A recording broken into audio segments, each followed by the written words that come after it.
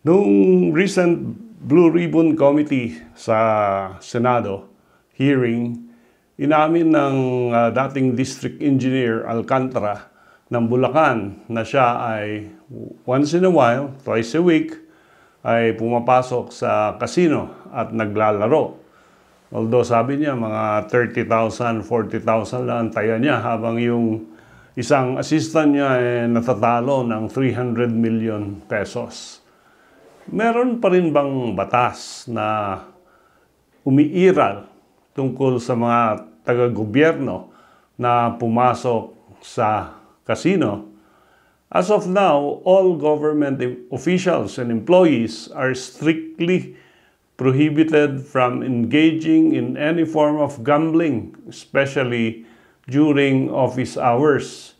At hindi lang casino ang pinag-uusapan dito, it includes online gambling, mobile games, betting elements, and participating in land-based gambling establishments, which is actually yung mga casino. Ang sinasabi dito, whether legal or licensed gambling houses or casinos, bawal ito.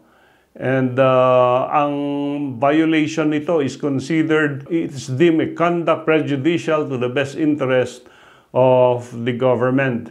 And of course, it could result into administrative sanctions and possible criminal sanctions. Yun na nga ang nangyari kay District Engineer Alcantara, that one of the reasons why he was dismissed from service was his admission that once in a while, or twice a week at that, he goes to the casino to play. Insofar as PAGCOR is concerned, sinasabi naman na ini-enforce talaga nila strictly yung ban on government employees. However, nakakalusot yung iba because they are using a fake ID. Years, sabi ng PAGCOR, pag ikaw ay nahuli sa loob ng casino at na-identify ka na government employee, kahit manalo ka, hindi binibigay ng PAGCOR ang iyong winnings. And over the past year, because of the secondary screening, merong 200 million pesos worth of winnings ng government employees na hindi nila binigay.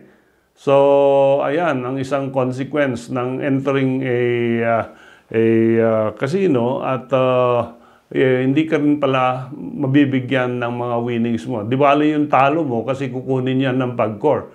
Pero yung panalo mo, hindi rin nila ibigay. This is consistent with the Civil Service Commission rules and regulations, consistent with Republic Act 6713, consistent with Republic Act 3019, na bawal ang government officials sa loob ng casino.